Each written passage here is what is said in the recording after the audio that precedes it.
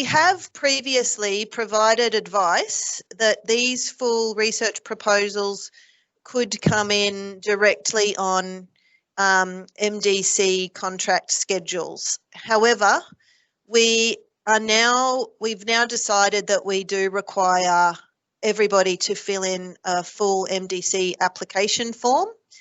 And the reason for that is that that application form includes a number of additional pieces of information that we'd like to see as part of the full research proposals. All of the information regarding the application form, including links to the application form template and guidelines, is available at this link here. So after this meeting, I will send out this very small set of slides, and you'll be able to go to this web page, and if you scroll down all the way to the bottom, that's where you'll find links to the application form and the guidelines. If you have any questions about filling any of that information in, then please reach out. We are more than happy to assist. Some other additional information that we would like to see as part of your applications are a product profile and a partner profile. So the purpose of the product profile is mainly to define the product or technology that is going to be an outcome of your work and the actions that are required to facilitate the commercialisation and adoption of the technology. Now, it seems very specific to projects that are going to result in an adoption-ready product or technology, but we do appreciate that some of the projects that are coming through are not going to be at that stage. So we would just like to see the information about a pathway to adoption in the context of where your product or technology is in its adoption life cycle. We would also like to see a partner profile, and the purpose of this is to define the project partners. So I just wanted to share with you the templates for the product and partner profile. So I'll have to put my tech hat on here and try and share the appropriate screen.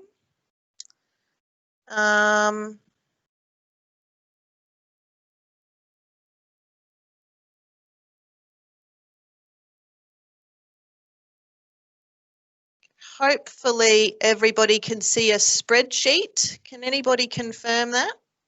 Yep. Thank you. So I will send out this template to you. I'm not going to spend a lot of time on this because I'm going to try and make up some time here, but it's very straightforward. So this is the product profile. So there's tabs along the bottom. There's a section at the top on problem and solution and a number of questions, and a lot of these are just drop-down menus. So the first one is, what is the problem being addressed? And your options there are on-farm or off-farm. Most of these projects are going to be on-farm, if not all of these projects. And then there's a number of other questions there that are fairly self-explanatory. There's a number of questions on delivery and adoption, and most of them, again, are to select from drop-down menus. And there's some questions on the partners, and really this is just, have you completed the partner profile as well? And then some questions on IP and benefit cost analysis. Now, if you've done a benefit cost analysis or can do one as part of your proposal development, that's fantastic. Please submit it, but there's no real requirement for that. Whatever information you have on the quantum of benefits or costs, that will be interesting and helpful for us in our assessments.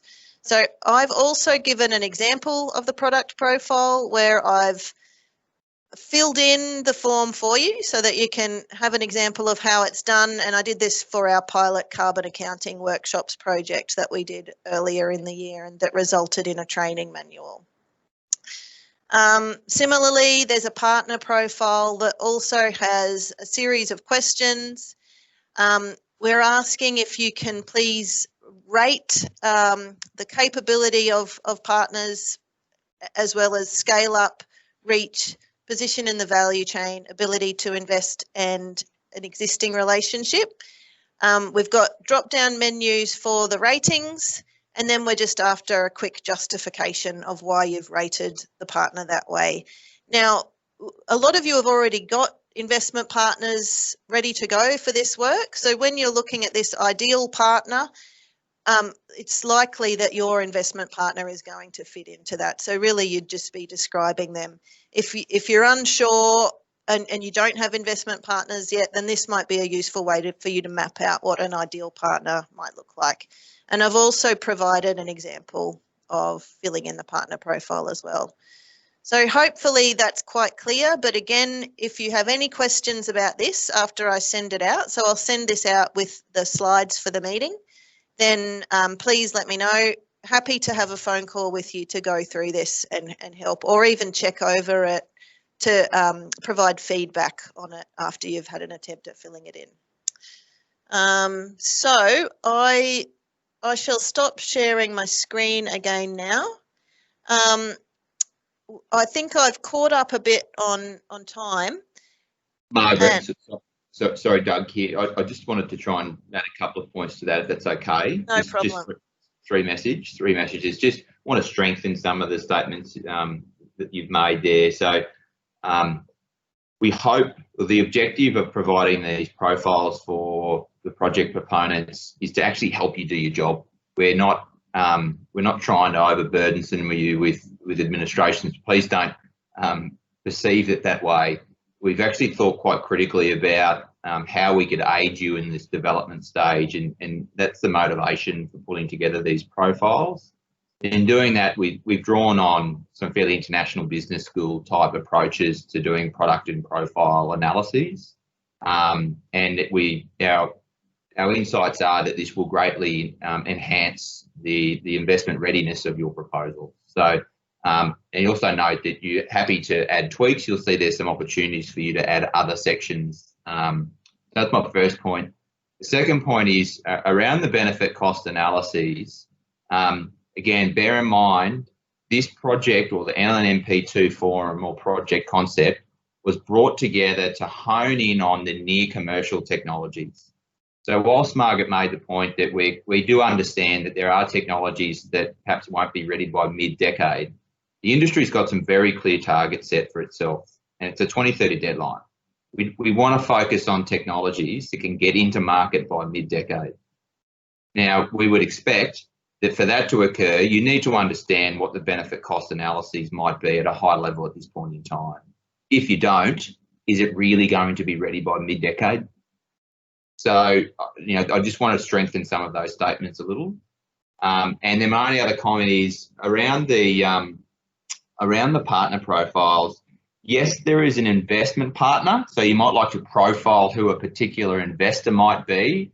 And by all means, reach out to us if you want to potentially approach an investor and have MLA at your side when you're meeting with them and presenting the CN30 roadmap and providing some broader industry context. We're happy to help with that. But the partner might also be something else. It might actually be another research partner. It might be a commercialization partner. It might be a manufacturing partner. So the partner could be, or you might have multiple partners. So just wanted to kind of add some extra points there for the audience. Back to you, Margaret.